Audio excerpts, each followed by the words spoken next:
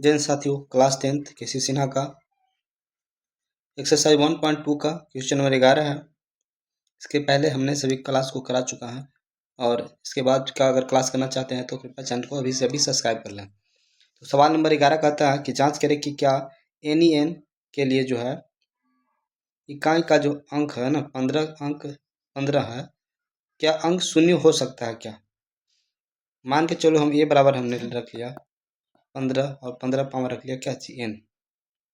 इसका कहना है कि इसका क्या शून्य हो सकता है क्या, जो इकाई का जो अंक है शून्य हो सकता है क्या। तो देखो इसका एक ही नियम है कि हम 15 है, 15 को हमें क्या करना होगा, अभाज्य गुणनखंड करेंगे तो अभाज्य गुणनखंड करेंगे तो 3 बचे 15 होगा।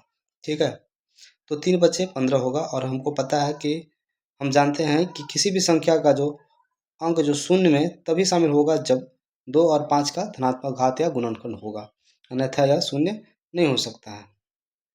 ठीक है, क्या होगा,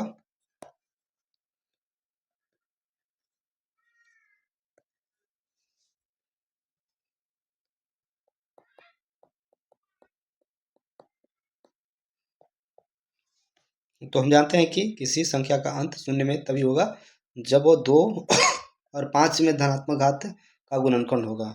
इसलिए हम 15 का पावर n हो गया यहाँ पे, और यह 3 आ गया, 3 आ गया, तो 3 आने की वजह से जो है कि यह घात में नहीं हो सकता, इसका जो शून्य है वो नहीं हो सकता अंत में। ठीक है, अगर जांच करें कि क्या प्राकृतिक संख्या n के लिए 24 का इकाई अंक 5 होगा, तो वही काम सेम करना है, इसमें भी क्या करना है, a बराबर हम रख लेंगे क्या थी 24, अभाज्य गुणनखंड करते हैं 24 को, तो 2 बार में लगाएंगे तो कितना हो जाता है 12, 12 को 2 बार में लगाएंगे तो 6, और 6 को 2 बार में लगाएंगे तो 3, और 3 दूनी की 6, 3 दूनी 6, 6 दूनी 12, 12 दिया 24। अब यहाँ पे हमारा क्या प्राप्त हो गया, 2 के पावर कितना हो जाएगा, 2 के पावर 3 और 3 के पावर 1। जैसे ही 3 आ गया हम कह सकते हैं कि 24 n का अंत 5 नहीं हो सकता है, 5 नहीं हो सकता है। सही है,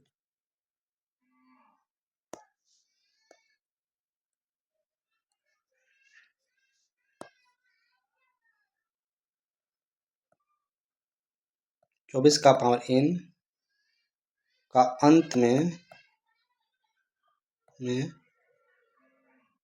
जो है कि 5 नहीं हो सकता है, 5 नहीं हो सकता है, हो सकता है। सही है, चलो जांच करके क्या प्रकृत संख्या NEN के लिए संख्या 8 अंक 5 पर समाप्त हो सकता है। 8 का भी वही काम है, a बराबर 8n हम रख लेंगे, तो 8 बराबर क्या हो जाएगा, 2 गुने 2 गुने 2, 8 हो जाता है, यानी 2 के पावर कितना हो गया, 3 हो गया, है ना।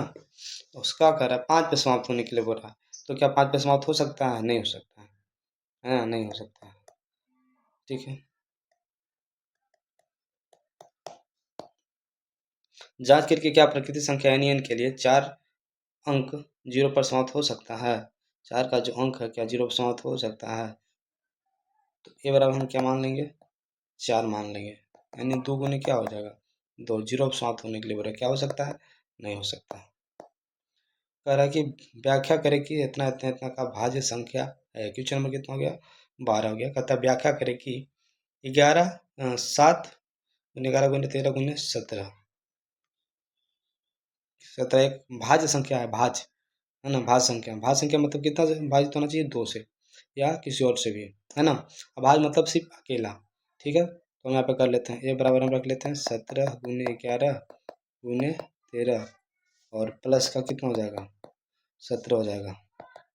गुना करेंगे इसको 11 13, यानी कि यहाँ पे आ जाएगा हमारा कितना 31, प्लस का हो जाएगा 17, जोड़ लेंगे तो हमारे प्राप्त हो जाएगा 24 और 48, जो कि 8 है तो पक्का 2 से लगेगा, जो 2 से लगेगा तो और भी करते हैं, यानी कि हम कह सकते हैं यह क्या हो जाएगा, भाज्य हो जाएगा, भाज्य होगा। क्या कह रहे कि इतना इतना क्या एक भाज्य संख्या है, यानी ए बराबर हम मान लेते हैं 5 गुने 7 गुने 13 प्लस का 5, 13 प्लस कितना मान ले 5 मान लेते हैं, यानी 7 बचे 35, और 35 गुने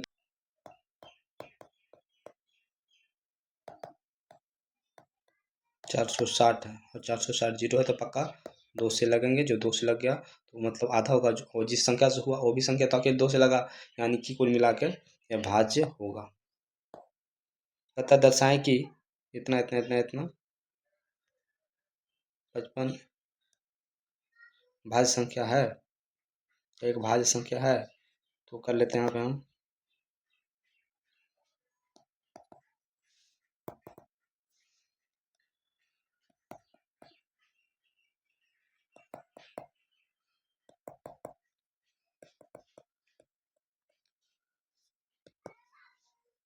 7 पचे 35, 35 गुने 11, 11 पचे 55 की 5, 005 प्लस का 55, यानी हो जाएगा हमारा 5060। और जैसे जीरो आता है 2 से लगेगा, यानी भाज्य संख्या हो जाएगा।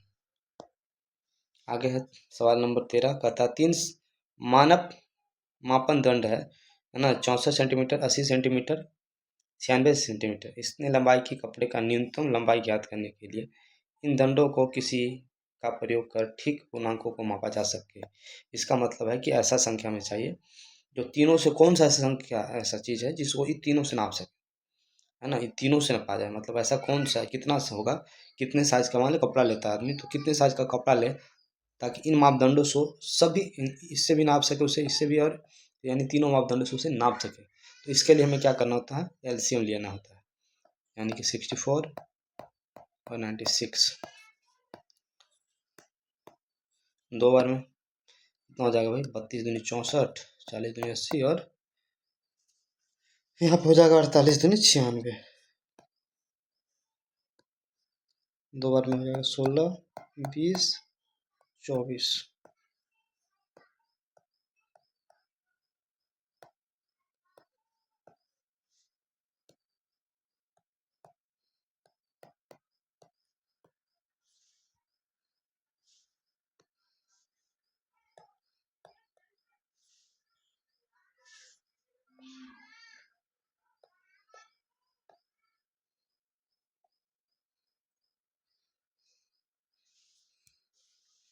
मतलब यहाँ पे आ जाएगा हमारे कितना, 2 गुने 2 गुने 2 गुने 2 गुने 2 गुने 2 गुने 5 गुने 3,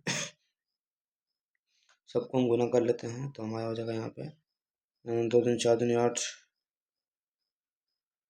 4 8 दिन 16 दिन 32 दिन 64, 64 गुने 15 बराबर हो जाएगा 996, 960, यानी 960 हमारा जो है आंसर प्राप्त हो जाएगा। ठीक है, नेक्स्ट सवाल है कि तीनों पात्रों में, है ना, 27 लीटर, 36 लीटर और 72 लीटर दूध है, लेकिन सबसे बड़ी माप तीनों पात्रों के दूध को ठीक से माप कर सकता है। तो इसका मतलब है कि इसका एचसीएफ लेना होगा। क्या करना होगा, एचसीएफ लेना होगा। और एचसीएफ हम लोग किससे लेते हैं, भाज्य गुणनखंड से। 27 है, 36 है और 72 है।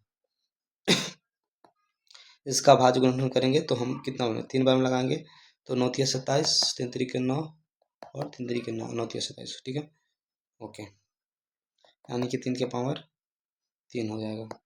36 को हम कर सकते हैं, 2 बार में लगाएंगे 18, फिर से 2 बार में लगाएंगे 9, फिर से 3 बार में लगाएंगे 3, तो यहाँ पे हमारा हो जाएगा 2 के पावर 2 ने 3 के पावर 2। आगे नेक्स्ट है 2 गुने 2 गुने, है ना, 72 के 36, 36 से कितना हो जाएगा 18, 18 से 9, 9 को हम लिख सकते हैं 3 गुने 2, यानी कि हो जाएगा 2 के पावर 3 और 3 के पावर 2। और यहाँ पे हम क्या करते हैं, कॉमन लेते हैं। तो सबसे बड़ी है 3 के पावर 3, क्या 3 के पावर 3 सभी में है, तो 3 के पावर 3 सभी में नहीं है। 3 के पावर 2, जब 3 के पावर 3 हो सकता है तो 3 के पावर 2 भी हो सकता है, यानी कि हम यहाँ पे कर सकते हैं इसके बराबर कि 3 के पावर 2 हम ले लेते हैं यहाँ पे, और 2 के पावर 2 इसमें नहीं है, तो जैसे नहीं हुआ तो दोनों को हम वैल्यू नहीं करेंगे, यानी कि हमको जो एचसीएफ ज्ञात होगा वो कितना हो जाएगा, 9 हो जाएगा, जो कि 9 हमारे क्या हो जाएगा, आंसर हो जाएगा। सही है। इस चैप्टर का अंतिम सवाल है, और अंतिम सवाल है तो इस प्रकार से है कि तीनों भिन्न पात्रों को दूध और पानी के मिश्रण को विभिन्न मापों में रखा जाता है, इतना इतना है, तो इन सभी के परिमापों को ठीक बड़ी माप कितनी हो जाएगा। तीनों भिन्न पात्रों को, 3 भिन्न पात्र कहाँ पर है, तीनों भी पात्रों को दूध और पानी मिश्रण के विभिन्न परिमाणों में रखा जाता है। अच्छा, ऊपर दिया है 403 है और कितना 165 है। कौन सबसे बड़ी भिन्न परिमाणों को ठीक से माप सकता है? तो हमें इसमें क्या कर लेना है, इसमें हम अभाज्य गुणनफल कर लेंगे। इसमें क्या कर लेना है, अभाज्य गुणनफल करने के बाद हमें एचसीएफ ज्ञात कर लेना, हमारा क्या हो जाएगा, आंसर आ जाएगा। ठीक है, तो उम्मीद करते हैं आपको ये मेरा सेशन पसंद आया, तो कृपया करके चैनल को सब्सक्राइब कर लें। और जो भी हमारा एक और हमारा चलता है जो कि डेली हम करवाते हैं ऑब्जेक्टिव, ठीक है ना। तो अगर आपने ऑब्जेक्टिव नहीं किया होगा तो कृपया इस सेशन को ज्वाइन कर लें, जिसका नाम है टॉपर सीरीज। तो कृपया टॉपर सीरीज को आप ज्वाइन कर लो, ठीक है। इसके अलावा जो है हमारा टॉपर सीरीज के अलावा क्या है, तो टॉपर सीरीज के अलावा जो है केसी सिन्हा है ना, और बहुत सारा जैसे ऑब्जेक्टिव हो जाएगा यहाँ पे। तो ये भी है हमारा डेली क्लास चलता है, तो इसको भी ज्वाइन कर लो, बहुत हेल्प होगा भाई। ठीक है, तो मिलते हैं